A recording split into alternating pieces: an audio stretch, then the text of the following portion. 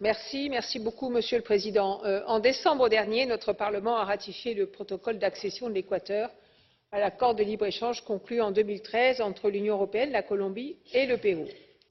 Premier producteur de bananes au monde et premier exportateur vers l'Union, l'Équateur va désormais bénéficier d'une diminution significative des droits de douane pour ses exportations vers l'Union. Cela change évidemment la donne et risque de déstabiliser à terme la filière européenne de la banane. Or, celle-ci joue un rôle économique essentiel dans les régions ultrapériphériques européennes. Elle est à l'origine de quelque 37 000 emplois. Rappelons aussi que la banane fait partie de la liste européenne des produits agricoles dits sensibles, qu'elle répond à des normes de durabilité élevées en matière sociale, environnementale ou encore sanitaire, des normes qui ne sont pas appliquées dans la chaîne de production latino-américaine. Dans ce contexte, il est donc très important que les producteurs européens de bananes soient mieux protégés. Et c'est pourquoi je suis très heureuse que la position de notre Parlement ait pu être entendue, prise en compte par la Commission et par le Conseil. Je remercie tout spécialement notre commissaire Cecilia Malmström. Je veux également remercier le président de notre commission INTA, je veux remercier les shadow rapporteurs et les collègues qui se sont fortement impliqués dans ce dossier. Grâce à vous tous, nous avons un texte qui constitue une avancée substantielle et qui apporte des réponses concrètes pour préserver notre filière. Désormais, les producteurs seront non seulement mieux informés, mais ils seront aussi davantage impliqués dans le suivi de l'évolution du marché. La Commission devra réaliser une étude annuelle et approfondie de la situation du marché européen de la banane et de celle des producteurs européens, y compris après l'expiration du mécanisme. Elle devra aussi impliquer les États membres et les parties prenantes en leur permettant d'échanger dans le cadre de réunions ad hoc sur l'évolution du marché européen de la banane. C'est important et cela répond directement à une demande majeure des producteurs. Cela va permettre d'instaurer un dialogue régulier entre les parties prenantes et la Commission et d'aborder l'ensemble des préoccupations des producteurs telles que l'évolution des volumes, l'impact des importations sur les prix et sur la production européenne.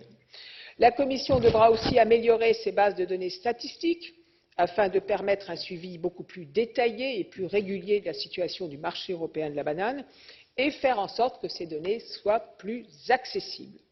Enfin, et c'est très important, un mécanisme d'alerte précoce est créé.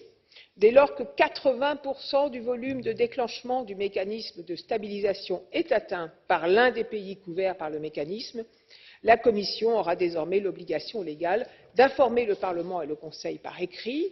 Elle devra également fournir l'ensemble des données statistiques et les volumes d'importation pour les 8 autres pays couverts, afin que les parties prenantes puissent avoir un aperçu général de la situation et mieux prévoir les dépassements à venir. En cas de dépassement constaté des seuils par l'un des pays couverts par le mécanisme, la Commission aura une obligation légale d'agir, soit en suspendant temporairement les droits préférentiels, soit en démontrant qu'une telle imposition n'est pas requise. La Commission devra procéder à une évaluation complète du fonctionnement du mécanisme à la date du 1er janvier 2019, soit un an avant son expiration. Si à l'issue de cette évaluation, elle estime que la situation des producteurs s'est dégradée, elle devra étendre la période de validité du mécanisme après accord des parties prenantes. La Commission devra aussi continuer de conduire des analyses annuelles de la situation du marché et de celle des producteurs après 2020 et prendre des mesures en cas de dégradation de la production. L'ensemble de ces changements s'appliqueront au Pérou, à la Colombie, à l'Équateur, mais aussi aux pays d'Amérique centrale qui sont parties à l'accord d'association avec l'Union européenne.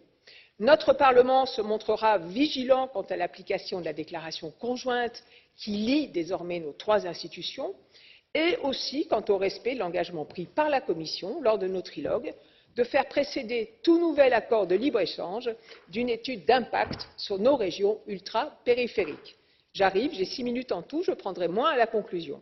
Je forme le vœu que ce rapport soit adopté largement demain par notre Parlement.